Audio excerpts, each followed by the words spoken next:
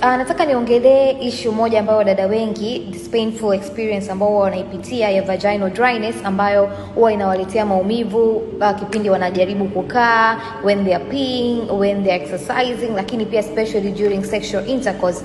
Na hii huwa caused pale ambako the tissues of your vagina zinakuwa dry, zinakuwa thin and not very well moisturized. So tuna hii bidhaa hapa inaitwa Multimaca. I know utakuwa ushawahi kuiona somewhere, maybe kwenye posti zangu au over the social media. Sasa Multimaca inasaidia sana kwenye swala zima la kuondoa ile vaginal dryness kwa wadada, na watu wengi wanadhani hii inawatokea wamama ambao wamefikia menopause, au maybe ni symptoms tu za watu ambao wapo kwenye kipindi cha menopause. Ukweli ni kwamba research zinaonyesha over 17% ya wadada au wanawake ambao wako between 18 to 50 years wana experience this painful moments ya vaginal dryness. So you can use Multimaca today, itakusaidia sana kwenye hiyo changamoto, lakini pia itakusaidia kwenye kuboost your mood, your energy, and at the same time it's one of the products ambayo ni nzuri sana hata kwa wakaka.